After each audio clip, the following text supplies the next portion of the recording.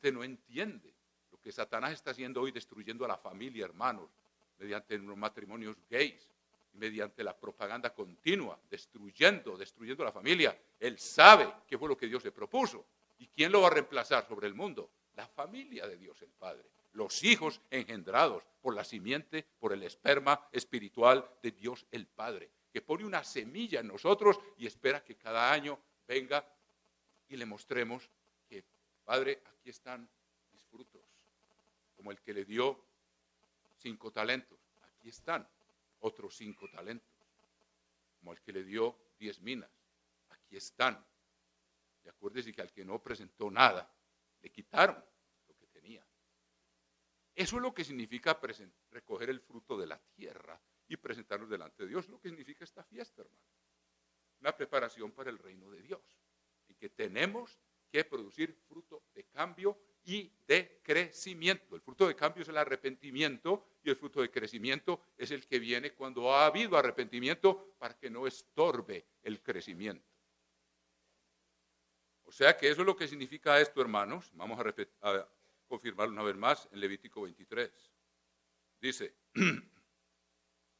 versículo 39. Pero a los 15 días del mes séptimo, cuando hayáis recogido el fruto de la tierra. Y hay gente, hermanos, que dice, no, estas fiestas no se aplican ahora, porque ahora no tenemos una sociedad agrícola. No entienden la dimensión espiritual que Cristo nos vino a revelar detrás de estas palabras. Yo he oído académicos que saben mucho y han leído no sé cuántos comentarios y no entienden estas cosas, y Jesucristo lo anunció. Dijo, Padre, te doy gracias porque ocultaste estas cosas de los sabios y entendidos, o sea, los intelectuales de este mundo, o los que se dejan llenar de vanidad, porque el conocimiento envanece y creen que saben mucho y resulta que no saben nada y no entienden el plan de Dios porque no entienden estas cosas, cómo se aplica la ley del antiguo pacto en el nuevo pacto, en una dimensión espiritual. No lo entienden. Y la gente sencilla que tiene un corazón convertido lo entiende. Los judíos mismos, hoy en día el apóstol, ellos saben hebreo. ¿Y qué dice el apóstol Pablo? Hay un velo delante de ellos cuando leen a Moisés, no lo entienden. Si ellos van a leer esto, lo van a entender físicamente. Pero la dimensión espiritual, hay un velo. O sea que el saber hebreo no basta. Hay que tener un corazón convertido para poder entender. Y Jesucristo lo dijo, te doy gracias, Padre. Mírenlo, aquí está en varias partes, pero en el capítulo 10, versículo 21 del libro de Lucas. En aquella misma hora Jesús se regocijó en el Espíritu y dijo, yo te alabo, oh Padre. Esto es Lucas 10, 21. Yo te alabo, oh Padre, Señor del cielo y de la tierra, porque escondiste estas cosas de los sabios y entendidos y las has revelado a los niños. Sí, Padre, porque así te agradó. Importante entender eso, para uno entender estas cosas y cómo se aplica esta ley que parece física y que tiene profundas lecciones espirituales. Únicamente el Espíritu de Dios, si estamos humillados delante de Él, nos lo puede mostrar. Yo acabo de oír un académico de cuyo nombre no quiero acordarme, que no entiende esto. No entiende cómo se aplica la ley del antiguo pacto y el nuevo pacto. Me dijo, no, Mario, todo eso es del antiguo pacto. Jesucristo dijo, yo no vine a abolir la ley, vine a darle cumplimiento. Y esto que estamos leyendo hoy, que Dios nos permite entender que en la fiesta de los tabernáculos venimos a presentar un fruto de crecimiento espiritual delante de Dios. Si nosotros no presentamos un fruto de cambio espiritual, todavía seguimos en contiendas. Si seguimos con falta de dominio propio, si seguimos adictos a los vicios que nos arroja el monstruo de un solo ojo y los computadores y todo eso, no estamos cambiando. Esa maleza está impidiendo que dé fruto la simiente de Dios el Padre. Y Él lo toma muy en serio. Por eso nos llama aquí a acordarnos de eso. Yo vengo a esperar a ver, y Dios nos mira a cada uno, a mí el primero, hermano, y yo tiemblo porque yo sé que todavía me falta mucho. Pero Él mira y se da cuenta quién ha cambiado en este año. Si todos los sermones que recibió, si todo el agua que se le echó, si está produciendo fruto, o si todavía está la maleza, los espinos y los abrojos impidiendo que esa simiente produzca fruto de transformación, de crecimiento espiritual para poder ser un rey y sacerdote habiendo sido fiel en lo poco y habiendo venido cada año o en cada fiesta 3 veces al año a presentar delante de Dios un fruto de cambio, un fruto de crecimiento. Padre, aquí estoy, aún me falta mucho, pero me he esforzado, te lo he pedido con ayuno y oración y tú me estás cambiando. Aquí está mi fruto. Se han mejorado mis relaciones con mi padre o con mi madre, o con mi hijo o con mi hija, con mi marido o con mi mujer. Si eso no ha mejorado, hermanos, hay que temblar y pedirle a Dios, Señor, dame ese corazón, un espíritu nuevo, renueva en mí un espíritu nuevo. Yo no puedo cambiar, cámbiame tú. Pero yo voy a hacer mi parte, voy a estudiar tu palabra diligentemente, voy a ayunar con frecuencia para mantener ese ritmo, de manera que la tierra mía se mantenga limpia de la obra de la carne y pueda florecer el espíritu y fructificar. Si no, estamos perdiendo el tiempo, hermano. Por eso estamos aquí ahora. Y una vez más, ¿qué dice? A los 15 días de este mes séptimo, cuando hayáis recogido el fruto de la tierra. Aquí está la tierra, hermano. Y el fruto es el fruto del Espíritu. Un fruto que refleje el carácter de Jesucristo, el carácter de Dios el Padre. Un fruto de santidad. Eso es lo que Dios nos ha llamado a presentar en esta fiesta. Y el tiempo es corto, hermano. Haréis fiesta al Eterno por 7 días. El primer día será de reposo y el octavo día será también día de reposo.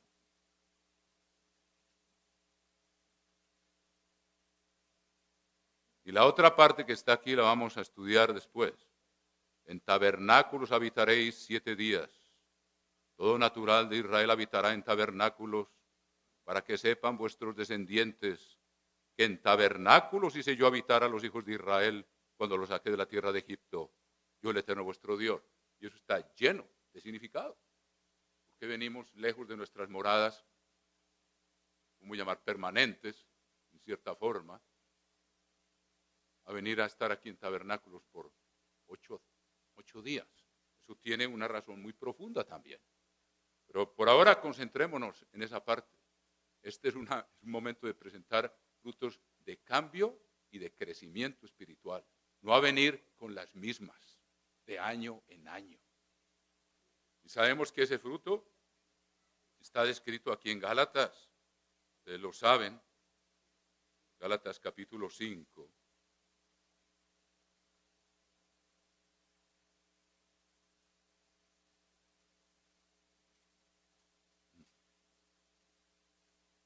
Gálatas capítulo 5, versículo 16. Digo pues, andad en el Espíritu y no satisfagáis los deseos de la carne. ¿Cuál es el secreto, hermano? ¿Cómo se produce fruto, hermano? ¿Cómo hace uno? Jesucristo dio la fórmula. Repasémosla ya que iniciamos aquí y luego seguiremos con el texto aquí. Veamos la fórmula de Jesucristo claramente, por lo menos en 3 veces. Veamos Mateo 16.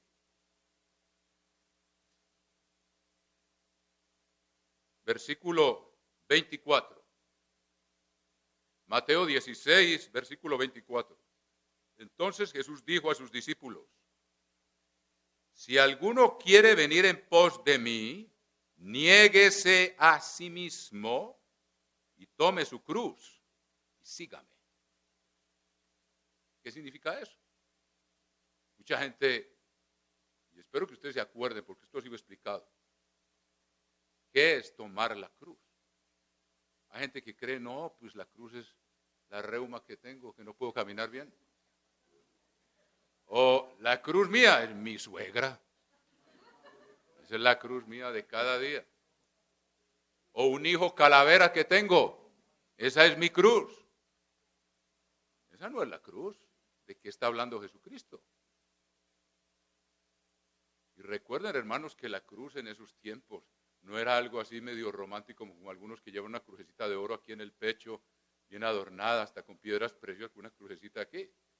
Mencionarle uno la cruz a los discípulos de Jesucristo que habían visto y veían y seguían viendo gente colgada, varios días gimiendo, muriendo lentamente, colgados de un madero, muriendo lentamente porque eran reos de muerte por crímenes que habían cometido. Eso era una cosa horrenda y horrorosa y espantosa. Que le diga a uno, tome su cruz, pues ¿de qué está hablando? Cualquiera se asusta y sígame. O sea, yo tengo que ser condenado a la muerte de cruz. Eso está hablando mi maestro para poderlo seguir. Y de hecho, él fue condenado a la muerte de cruz sin haber sido criminal de nada. Por eso pagó por todos nuestros crímenes. Por eso pudo pagar por nosotros. ¿Qué significa eso? Vamos a dejar que la Biblia lo explique. Y ahora veámoslo, por ejemplo, en Lucas, capítulo 9. En Lucas, capítulo 9. Y sin esto no se puede producir fruto. Sin esto no se puede producir fruto. Lucas, capítulo 9, versículo 23. Y decía a todos, si alguno quiere venir en pos de mí, o sea, si quiere entrar en el reino de los cielos conmigo y reinar sobre el mundo y tener vida eterna, aquí está la condición. Niéguese a sí mismo. No le dé rienda suelta a sus instintos primarios. Niéguese a sí mismo. Tome su cruz cada día y sígame. Y si no, por si fuera poco, aquí en el capítulo 11 creo que vuelve y lo dice.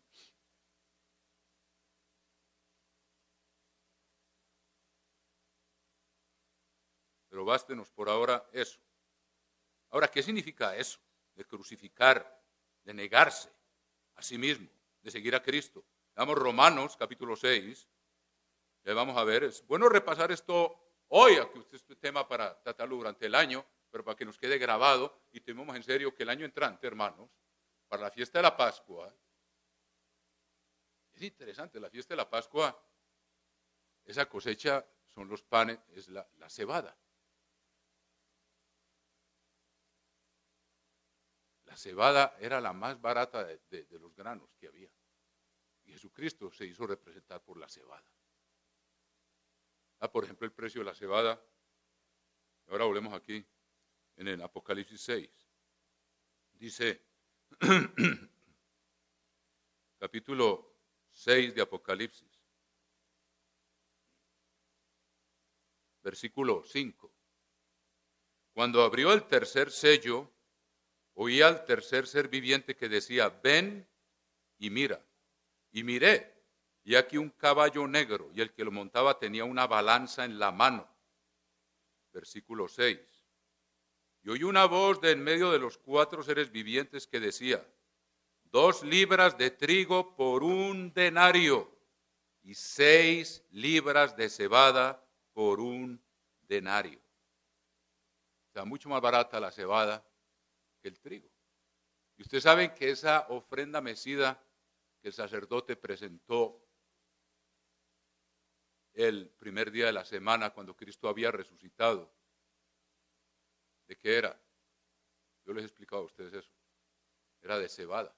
Era la primera cosecha.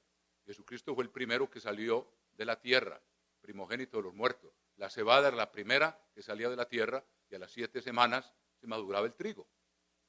Y Jesucristo se hizo representar por el grano más barato. Y nosotros estamos representados por el trigo. Se humilló hasta la muerte y muerte de cruz. Hasta el extremo se humilló.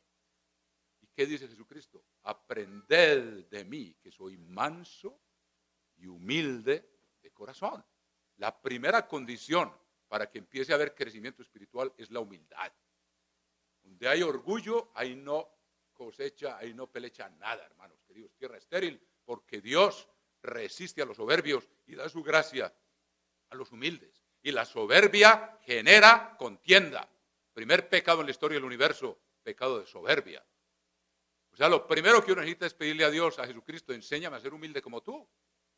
Yo solo no puedo, porque todos tenemos la inyección de soberbia de Satanás, el diablo, y la tenemos que hacer morir, reconociendo nuestros pecados y teniendo la humildad de ir y pedirle perdón a los que hemos ofendido y la humildad de ir y perdonar a los que nos han ofendido y de no creernos tanto.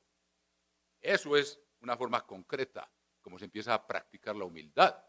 Como Cristo dijo, aprended de mí que soy manso y humilde de corazón. Manso, lento para la ira. Todavía tengo que aprender, pero ahí voy luchando, hermano. Consciente de mis debilidades, como todos tenemos que ser.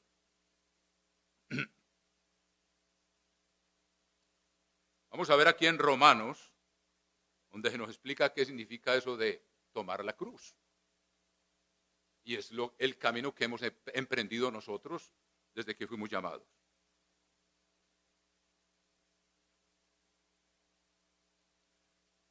Capítulo 6, versículo 15 de Romanos. Perdón. Versículo 15. ¿Qué pues? ¿Pecaremos?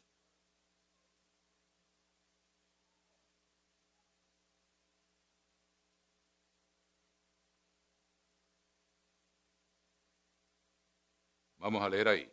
¿Qué pues? ¿Pecaremos porque no estamos bajo la ley, sino bajo la gracia? En ninguna manera. ¿No sabéis que si os sometéis a alguien como esclavos para obedecer, sois esclavos de aquel a quien obedecéis?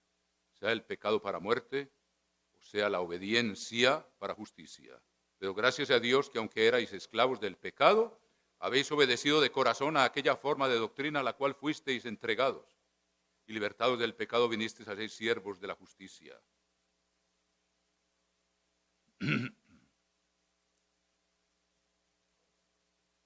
¿Dónde estás escrito? Estoy buscando una escritura aquí donde dice que fuimos sepultados en el bautismo.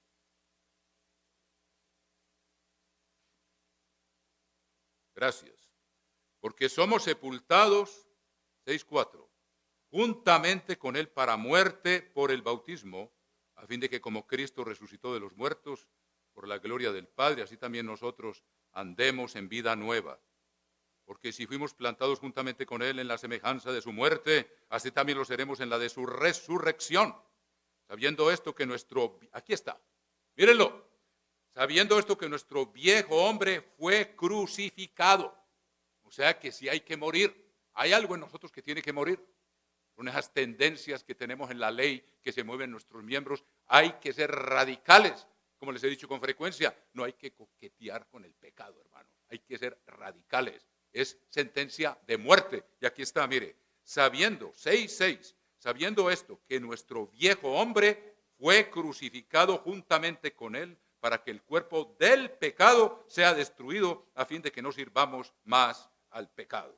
Entonces está hablando de crucificar esas tendencias que tenemos dentro de nosotros. Por eso en Pentecostés los panes son presentados con levadura, porque aún tenemos una ley, pero una ley que tenemos que vencer con la ley del Espíritu, hacer morir todas las tendencias que genera en nosotros. O vean el capítulo 8, por favor, de Romanos, versículo 13. Y aquí está explicado todavía más. Porque si vivís conforme a la carne, ahí es donde está, moriréis. Mas si por el Espíritu hacéis morir las obras de la carne, viviréis. Ahí está la clave. Así es como uno puede crecer espiritualmente, cuando tiene una decisión radical. Yo no voy a permitir que ningún instinto y estas malas costumbres que tengo, mi mal temperamento, mi adicción a cosas que no debo ser adictas, o mi falta de honradez, o lo que sea transgresión, lo voy a hacer morir. Voy a hacer un ataque frontal con el poder del Espíritu de Dios, para hacer morir las obras de la carne con el poder del Espíritu, que es la simiente del Padre, y así entonces se quita la maleza y empieza a crecer la persona y se empieza a transformar la persona. Y aquí entonces, volviendo a Gálatas, encontramos el resultado, mis queridos hermanos. En Gálatas encontramos el resultado de ese crecimiento, capítulo 5, versículo 16. Así pues, andad en el Espíritu, quiere decir, dejemos que nos ilumine continuamente y hay que avivarlo. ¿Cómo se aviva el Espíritu? Lámpara es a mis pies tu palabra y lumbrera a mi camino. Todos los días hay que alimentarlo con un aceite que es el Espíritu, que es la palabra de Dios. Cristo dijo, las palabras que os he hablado son espíritu y son vida. Así se alimenta el Espíritu. Si no, se apaga y no tiene la fuerza para hacer morir las tendencias que se oponen. Digo, pues andad en el Espíritu y no satisfagáis los deseos de la carne. Eso es negarse a sí mismo y seguir a Cristo es andar en el Espíritu. Pablo está diciendo lo mismo que Jesucristo dijo. Si alguno quiere venir en pos de mí, niéguese a sí mismo. Pablo le está diciendo, andad en el Espíritu y no satisfagáis los deseos de la carne. Tome su cruz, haga morir, crucifique todo lo que se opone, todo lo que viene del diablo y la carnalidad nuestra, hágalo morir para que el Espíritu de Dios nos pueda llenar y pueda fructificar y pueda crecer y podamos ser transformados de gloria en gloria, como lo vamos a leer en un momento. Porque el deseo de la carne es contra el Espíritu. Por eso dice, niéguese a sí mismo. El deseo de la carne es contra el Espíritu. Pablo habla de una ley que tenemos adentro. Por eso los panes se presentan con levadura, porque tenemos una lucha hasta el último instante cuando naceremos de nuevo. Después de haber muerto o estando vivos cuando suene la séptima trompeta. La lucha va a seguir, pero tenemos que ser vencedores. Recuerden, únicamente, si bien como todo está entrelazado, únicamente los vencedores, los que vencen esas tendencias con el poder del Espíritu, las hacen morir, las crucifican, entonces crecen espiritualmente para poder ser uno con Cristo. El deseo de la carne es contra el Espíritu y el del Espíritu es contra la carne. Es una lucha interna que tenemos. Tenemos que alimentar ese Espíritu, fortalecerlo con el ayuno, con la oración, con el estudio, con la meditación y poniendo por obra fielmente lo que Dios nos manda. Así vencemos y crucificamos. Y estos se oponen entre sí para que no hagáis lo que quisierais. Cuando no hay crecimiento es porque seguimos dándole rienda suelta a ciertas tendencias que obstaculizan el crecimiento espiritual. Pero si sois guiados por el Espíritu, no estáis bajo la ley. O sea, no estamos infringiendo la ley de Dios cuando andamos en esa luz día y noche. Verá cómo todo aquí se enriquece y nos da la idea cada vez más clara. Y manifiestas son las obras de la carne, que son adulterio, de lo cual está plagado este mundo, y glorificado. Todos los artistas famosos los presentan en las revistas, en los supermercados. Fulanito le fue infiel a fulanita y lo pilló yo no sé con quién, y a veces fue con un gay que le fue infiel, y después la otra le fue infiel. Y la gente los mira como héroes porque aparecen en las películas y les parece que es el ejemplo que se debe seguir, y que es mucha gracia ser infiel. Vemos cómo el diablo sabe propagar el hecho de que él fue infiel y quiere contaminar a todo el mundo. Adulterio, fornicación. Cada vez que alguien se pone a mirar pornografía está cometiendo fornicación, y yo ya les he mandado bastantes mensajes sobre eso. Y la fornicación es porneia y puede anular el pacto matrimonial con Jesucristo, así como puede destruir un matrimonio entre una mujer y un hombre. Porque el hombre que le es infiel constantemente a la mujer está practicando el pecado, está contristando el espíritu y no está creciendo espiritualmente. Y no sirve para ser la esposa de Cristo. Y puede anular tanto el pacto con la mujer, porque cuando alguien practica la fornicación o el adulterio, está siendo infiel en forma continua, se disuelve un matrimonio. Lo que Cristo dijo, que nadie repudia a su mujer, salvo el caso de fornicación, que es porneia, cuando está practicando el pecado. El que es adicto a la pornografía destruye su matrimonio, o si es soltero, lo destruye desde antes de casarse, porque va a seguir haciendo lo mismo. La pornografía produce adicción y también destruye. Si ha hecho un pacto con Cristo, llega un momento en que si sigue, por eso es tan peligrosa, porque produce adicción. Y si la sigue practicando, destruye su matrimonio con Jesucristo, queda disuelto. Los fornicarios van para el lago de fuego. O sea que si lo estamos entreteniendo ahí todo el año y aquí venimos a presentarnos, y no estamos siendo fieles en lo poco, estamos jugando con fuego, con el lago de fuego, hermanos. Y yo les hablo como está escrito en esta palabra. Inmundicia tiene que ver con sexualidad ilícita. Lascivia es obsesión. El exceso de pornografía produce lascivia. Personas que no son capaces de pensar en otra cosa se vuelven esclavos, literalmente esclavos. Es obsesión. Idolatría. que no es honrado con los diezmos y las ofrendas de Dios es idólatra porque ama más su dinero entre el bolsillo que entregarle a Dios lo que es de Dios. Así de fácil puede ser un idólatra. Hechicerías. Y hoy estamos plagados de eso. La gente se entretiene con brujería, se entretiene con violencia y se entretiene con pornografía. Eso es lo que la gente mira. Enemistades. ¿Hay enemistades aquí? Yo les pregunto. ¿Cómo se va uno a presentar delante de Dios, hermano, si tiene una enemistad con un hermano y no la ha resuelto? ¿Porque no ha querido perdonar o porque no ha querido pedir perdón? Una de las dos. El que cultiva enemistades no crece espiritualmente y no es apto para estar en el reino de Dios cuando todos vamos a ser perfectamente uno con Jesucristo. Entonces, cada año tenemos que haber superado estas cosas, hermano. Pleitos. ¿Somos conflictivos? ¿O tenemos mansedumbre para evitar conflictos, para pasar por alto la ofensa? Honra del hombre es dejar la contienda, mas todo insensato se envolverá en ella, dicen los proverbios. Y podemos hacer todo un estudio sobre eso. Hechicerías, estamos plagados de eso. Por televisión y por películas prácticamente estamos. Ahora que estuve en París, estaban todos el metro, el tren subterráneo, en vivo, en el teatro Mogador. Un vampiro en un romance, en un idilio con una joven. No te la pierdas, es irresistible.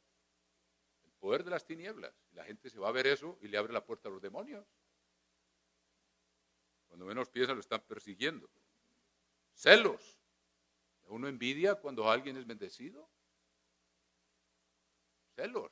En el reino de Dios no va a haber celos, porque hay gente que va a ocupar diferentes posiciones y uno que tiene que estar feliz con la que le tocó a uno y feliz con la que le tocó al otro. Así como el cuerpo funciona, cada órgano, los riñones le ayudan al hígado, el hígado le ayuda a los riñones, los pulmones, cada uno. Por eso Dios, en el mundo de Dios no existe competencia, sino cooperación y colaboración. Y el cuerpo, por eso es el símbolo de la iglesia de Dios, porque cada parte le ayuda a la otra y no hay competencia dentro del cuerpo, sino que cada órgano desempeña su función. Como yo veo que Dios trajo a Cristian Orrego y trajo a Armando y están desempeñando funciones que Dios los preparó para que desempeñaran. Y yo desempeño la que a mí me toca y ellos la que ellos les tocan, y bendito sea el Eterno. Trabajamos en una armonía, en un amor y en un respeto mutuo, que eso viene de Dios. Y está fructificando y Dios lo está bendiciendo, porque el cuerpo está trabajando armoniosamente. La gloria no es mía, la gloria es de Jesucristo, pues el departamento hispano funciona en armonía, hermano. Y Dios lo está bendiciendo y lo va a bendecir mucho más, porque cada uno respeta la función del otro. Y cada uno quiere someterse el uno al otro, cada uno desempeñando su función, con amor, con respeto, con cariño. Tenemos que tomar decisiones. Yo entro a la oficina de Cristian, a mí me prende el internet, el Skype, y ahí mismo entra Armando y hacemos consejo ahí los tres. Y Dios así va dirigiendo la obra hispana. Y es una maravilla, es una dicha. Eso es lo que Dios quiere, que sea su reino por la eternidad y que lo estemos experimentando desde ahora. Pero cuando hay celos entre nosotros, eso no se puede llevar a cabo. Cada uno quiere ser el número uno y le da celos de los demás. Cada uno tiene que respetar a los demás y humillarse delante de Dios. Si no tengo ciertos dones que Dios se los dio al otro.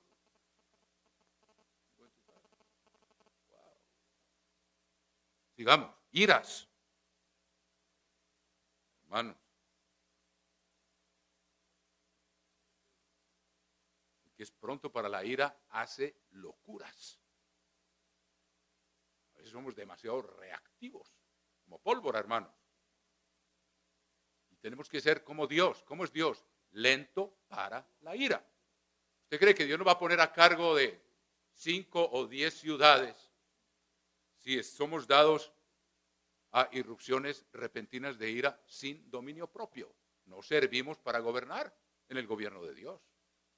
Nabucodonosor era así, Alejandro Magno era así, Napoleón era así, pero ellos no van a estar en el reino de Dios. En el reino de Dios van a estar los que han crecido y han vencido y pueden dominar la ira y negarse a sí mismos y hacerla morir. por medio del poder del Espíritu de Dios. Así es como se crece espiritualmente. Eso es lo que significa niégate a ti mismo, toma tu cruz, crucifícala, crucifica los celos, crucifica la ira. Y si no tengo poder, me siento abrumado, me arrodillo y entro en mi pieza y cierro la puerta y le suplico a Dios, Señor, tú haz lo que yo no soy capaz de hacer. Y Dios lo hace, cuando uno es sincero y uno confiesa sus debilidades. Uno puede decir ante Dios, Señor, tengo celos. Y yo sé que eso no es de ti, tengo celos de alguien que tú has bendecido y es uno de tus hijos. Me avergüenzo. Ayúdame a entender para yo gozarme en vez de entristecerme con las bendiciones que les das a otros.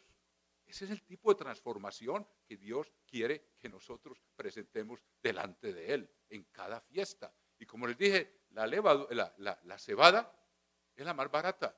Y Cristo dijo, aprendan de mí que soy manso y humilde de corazón. Y se presenta como el grano que menos se apreciaba. Para darnos un ejemplo, que para la Pascua tenemos que practicar, tenemos que haber crecido en humildad, viéndonos como somos, con la ayuda de Dios. Contiendas. Contienda lo que está en el mundo, hermano. Ahora están haciendo un tratado de paz. Están apaciguando al enemigo, hermanos. Claro que no me puedo meter mucho en esas cosas, pero eso es, dándole gusto con el fin de aparecer ante el mundo, logramos la paz. Hermanos, si esos corazones no están cambiados, ahí no va a haber paz. Hay contiendas. Me tocó ver a Francisco. Yo le doy el beneficio de la duda de que es sincero. Yo no voy a acusar su conciencia, pero lo que está haciendo, con su apariencia de santidad, diciendo que el ser homosexual no es pecado, hasta ahí puede tener razón. Hay gente que ha nacido en circunstancias como que no tuvo un padre y no desarrolló la identidad de lo que es ser un hombre normal. Cuando ese vacío queda ahí, Jesucristo nos ordena, sed perfectos como vuestro Padre Celestial es perfecto. O sea, Dios nos pone un modelo supremo y nos manda al Maestro Jesucristo para que aprendamos a identificarnos. Cuando un niño crece sin un padre que le haya enseñado, que haya jugado con él, que lo haya castigado, que lo haya educado, que le haya dado buen ejemplo, le queda un vacío que Dios puso ahí. Dios no puso el vacío, Dios puso la necesidad de tener una guía desde la infancia, una guía amorosa. Cuando no estuvo, cuando se desarrolla la sexualidad, ese vacío lo llena con atracción sexual hacia los demás hombres y viene debida, en la mayoría de los casos, por pecados de los padres, porque fueron infieles, porque hubo adulterio y porque hubo divorcio. Entonces se separan y los que sufren son los hijos, porque el hombre va y se casa por otro lado, como me dijo un amigo mío. Mi papá no se divorció de mi mamá, nomás se divorció de nosotros. Salió y se fue y se casó con otra señora que también tenía hijos y se olvidó de nosotros. Entonces eso puede producir una tendencia al homosexualismo. Pero ¿por qué no explican que si alguien tiene ese problema y se crió en unas circunstancias que no fueron culpa de él, no puede darle rienda a sus instintos primarios? Tiene que negarse a sí mismo lo que Jesucristo dice. Así como una persona heterosexual, aunque sea casada o que sea soltera, siente atracción hacia las demás mujeres. O tiene que controlar su mente. Una persona que tiene ese problema, si quiere ser discípulo de Jesucristo, tiene que negarse a sí mismo. Tiene que tomar su cruz y seguir a Cristo y pedirle que lo sane. Y muchos lo han hecho y los ha sanado y se han casado y tienen hijos y están felices. Tienen familias normales. Pero eso no lo enseñan, porque ellos quieren insistir en el pecado influidos por Satanás que quiere destruir la familia. Ellos no quieren que nadie reconozca que es erróneo practicar la homosexualidad. Entonces el Papa da una palabra ahí, claro, la gente se agarra de eso, si no le explican el resto de la historia, ¿qué va a hacer? Van a justificar sus pecados. El Papa dijo que no era pecado ser homosexual. ¿Por qué no explica el resto de la historia? Y que las mujeres que abortan, si verdaderamente se arrepienten, hay que perdonarles que mataron a su hijo en el vientre de ellas. ¿Qué dice? Si dice el aborto ya no es un pecado como antes, mejor dicho, si la mujer se arrepiente. ¿Qué suscita eso? Porque ellos no entienden lo que es el arrepentimiento. El arrepentimiento es dejar de pecar. Es cambiar. Eso es el arrepentimiento. La gente va y se confiesa y dice, yo estuve en el burdel y me arrepiento y quiero comulgar porque Jueves Santo. hablan de términos bastante concretos, y entonces le dicen, bueno, la penitencia suya es 5 Padres Nuestros o algo así, y queda perdonado. Y a los 8 días vuelve otra vez para el burdel, y se vuelve a emborrachar. ¿A dónde está el arrepentimiento? Entonces, ellos no explican lo que es el arrepentimiento. Una mujer puede decir, el Papa dijo, entonces yo cometo adulterio y después me arrepiento, o hago un aborto y después voy y me arrepiento y me confieso y me perdonan, y listo. ¿Y qué están dando? Licencia para pecar. Porque Cristo dice, arrepentíos, cambien de raíz. Eso no lo explican. Entonces le dan puerta abierta a todo eso y se gana a todo el mundo como sus adeptos. Si tenemos tiempo, vamos a hablar de esto, hermano. Podemos hacer un estudio bíblico. ¿Por qué vamos a ser odiados de todas las naciones? Y prepárense para eso, hermano. Preparémonos. Dios nos va a probar con eso. A causa de mi nombre. A causa de la enseñanza que está aquí. Nos van a odiar. Allá vi una celebración o una especie de conmemoración de los muertos del ataque terrorista contra las Torres Gemelas. Y estaba Francisco ahí en toda la mitad, vestido de blanco y, como siempre, y representantes en semicírculo del budismo, del mitraísmo, que es la antigua religión de los persas antes del Islam, representantes del Islam, representantes de la comunidad judía, representantes de los ortodoxos griegos, de los ortodoxos rusos, de los ortodoxos armenios, que todos están divididos. Y cada uno, y de los anglicanos, y cada uno habló maravillosamente de la paz. Todos hablaron de la paz, con palabras muy bonitas, hermano. Yo pensaba, ¿qué está escrito? Dicen paz, paz, y no hay paz. ¿Y qué está escrito? Camino de paz no conocieron. Cada uno, como quien dice, aquí estamos todos de acuerdo. Entonces, debido a la conducta de este líder, los cuales he mencionado, va a ganar muchos adeptos en todas partes. Y yo le digo a ustedes que todos los que declararon ahí y dieron sus hermosos discursos, ninguno de ellos guarda los 10 mandamientos, ni uno solo. Sin que se guarden los 10 mandamientos, esa es la base. No puede haber paz. Si los unos dicen que es el viernes, el día que hay que guardar, los otros dicen que es el sábado, los otros que el domingo, ¿puede haber paz, hermanos? Puede que hablen muy amablemente y que tenemos que respetarnos los unos a los otros. Y además dicen, y esto los pensaba decir, pero ahora que se me vino, dicen, y eran sacerdotes, decían, no, es que a Dios se puede llegar por cualquier religión. Y no respetan la palabra que dice aquí, el único nombre bajo el cielo dado a los hombres por el cual pueden ser salvos, es el nombre de Jesucristo. Claro, no lo entienden. Que no entienden la segunda resurrección. No pueden explicarlo y ahí está escrita, pero no la entienden. Y tienen doctorados en teología y todo lo que usted quiera. Entonces no conocen. ¿Y qué dice la Biblia? El efecto de la justicia. ¿Qué es justicia? Ustedes todos lo saben. Todos tus mandamientos son justicia. El efecto de la justicia será la paz. Cuando todos estemos guardando la misma ley, entonces tendremos la base para que haya paz. Ahí no hay ninguna base para que haya paz y nosotros lo podemos discernir y el mundo entero está absolutamente fascinado con esto. Esto nunca se había visto. ¡Qué maravilla! Por fin va a venir la paz. Todos hablando maravillas de la paz. Y nosotros, pobres como somos y despreciados, si ustedes un grupito tan chiquito, ¿ustedes quiénes son? Tenemos la penetración para discernir que ahí no hay ningún fundamento para que haya paz, hermano. Sigamos aquí.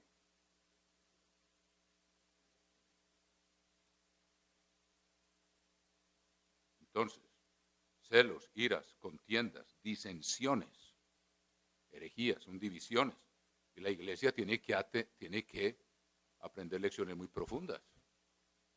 La iglesia de Dios hoy en día está dividida y se va a seguir dividiendo. Lo que en Daniel capítulo 7, versículo 12, se llama la dispersión del poder del pueblo santo. guardamos los mandamientos, pero tenemos orgullo. Y el orgullo genera contienda. No queremos aceptar la autoridad por los frutos, sino la que la quieren elegir por su propia cuenta. Dios dice, por los frutos los conoceréis. Dios dice, no, nosotros vamos a elegir. En fin, ¿para qué hablar más de eso? Envidias, ya lo vimos con los celos, homicidios, con el solo hecho de guardarle rencor a una persona somos homicidas. Si nosotros le guardamos rencor a alguien, no vamos a crecer espiritualmente. No podemos venir a presentarnos en la siguiente fiesta con el fruto de la tierra, de esta tierra, con el fruto del Espíritu, porque estamos permitiendo que haya estas tendencias de la carne que obstruyen el crecimiento. ¿Cómo puede haber donde Dios, Jesucristo, espera que seamos uno, perfectamente unidos en armonía, en amor y en paz, para ser su cuerpo? No podemos ser parte de ese cuerpo. Borracheras, orgías y cosas semejantes a estas, acerca de las cuales os amonesto, como ya os lo he dicho antes, a los que practican tales cosas no heredarán el reino de Dios, porque van a ser un obstáculo a que se cumpla lo que Cristo y el Padre tienen planeados desde antes del principio de los siglos. Tiene que haber perfecta armonía, tienen todos que haber desarrollado esa convicción de hacer morir. Y aquí dice, mas el fruto del Espíritu es amor. Dios es amor. ¿Y cuál es la primera característica del amor? Paciencia. No pretendo ser el mejor ejemplo, pero lo reconozco y le estoy pidiendo a Dios que me cambie. Y Él lo va a hacer, como ustedes también, hermanos. Gozo. Hoy estamos felices aquí. Paz. Donde hay orgullo no puede haber paz. El orgullo genera contienda. La primera fue la de Satanás. Se creyó lo que no era, se rebeló contra Dios a coger un puesto para el cual no había sido creado. No quiso ocupar la posición que Dios le había dado. Y Dios eso no lo va a permitir en el mundo de mañana. Paz, paciencia, benignidad, bondad, fe. Esa convicción de lo que no vemos. La certeza de lo que se espera, la convicción de lo que no se ve. Mansedumbre, lento para la ira, templanza, dominio propio. Contra tales cosas no hay ley. Oigan esto, los que son de Cristo han crucificado la carne con sus pasiones y deseos. La han crucificado. Ahora entendemos lo que es tomar la cruz. Es hacer morir toda tendencia que se oponga al fruto del Espíritu, de manera que pueda crecer en buena tierra y nos podamos presentar ante Dios en cada fiesta diciendo, Señor, gracias a ti he cambiado. Gracias a ti te reflejo un poco más que en la fiesta pasada. Gracias a ti percibo que tu presencia está en mí en forma más patente, lo cual me anima a seguir por esta senda estrecha hasta el fin. Y fíjese la frase del apóstol Pablo, que es exactamente el cumplimiento de eso, Gálatas 2:20, el versículo favorito del doctor Meredith, que dice, con Cristo estoy juntamente crucificado. Quiere decir que yo niego todas las tendencias de la carne, las hago morir y cada vez me acerco más a Jesucristo y estoy junto con Él. Y ya no vivo yo, mas vive Cristo en mí, porque he hecho morir el viejo hombre, con todas sus tendencias de celos, de iras, de contiendas, de mal humor, de falta de dominio propio, las he ido eliminando con el poder del Espíritu de Dios. Él es el que me cambia. Lo que ahora vivo en la carne, lo vivo en la fe del Hijo de Dios, el cual me amó y se entregó a sí mismo por mí. Entonces va produciendo una transformación, que es ese fruto que Dios quiere ver. En cada fiesta estamos delante del rostro de Él. Él penetra hasta lo más profundo de nuestro ser y Dios sabe si hemos cambiado. Dios sabe si hemos crecido. Dios sabe si estamos venciendo. Dios sabe si su Espíritu está activo en nosotros. Y Dios es paciente, hermanos. O sea que veamos aquí lo que se va produciendo si tenemos esa disciplina. Niégate a ti mismo, toma tu cruz y sígueme. Hacer ese esfuerzo de negarse a sí mismo que nos impele, la carne nos impele, decir no, radical, clamar a Dios. Toma tu cruz, crucifiquemos las tendencias y sigamos a Cristo para poder, como dijo el apóstol Pablo, estoy crucificado con Él, soy uno con Él cada vez se hace más íntima la unión hasta que somos liberados de esta carne y se libera todo aquello y somos vencedores y va a ser una plenitud que no alcanzamos a entender, que ya no vamos a poder ser tentados. Ya habremos demostrado que somos fieles en lo poco. Dios no necesita seguirnos probando, ya lo vio. Y su fórmula funciona. El que es fiel en lo poco, es fiel en lo mucho. Entonces somos liberados de esa ley de nuestros miembros cuando tengamos un cuerpo espiritual semejante al de la gloria del Padre que nos engendró, muy parecidos a Él, si Él es el papá. Así como nuestros hijos son parecidos a nosotros, seremos parecidos en su gloria y en su carácter, aunque Él siempre será superior a nosotros. Y entonces se irá cumpliendo lo que dice aquí en 2 Corintios, para que no tenerlos mucho rato aquí, 2 Corintios 3:18. ¿Qué es lo que Dios nos pide? Buscándolo a Él, debemos hacer lo siguiente. 2 Corintios 3:18. Por tanto, nosotros todos, mirando a cara descubierta como en un espejo, la gloria del Señor, recuerde que nosotros tenemos acceso al trono de Dios, el Padre, y podemos percibir su presencia, como dice, como en un espejo, o sea, veladamente. Somos transformados. Dios es el único que nos puede cambiar, pero lo tenemos que pedir y reconocer en lo que estamos fallando, y esa es la fórmula. Hacer el esfuerzo de negarnos y pedir la ayuda para que Él nos cambie. Somos transformados de gloria en gloria, en la misma imagen, como por el Espíritu del Señor.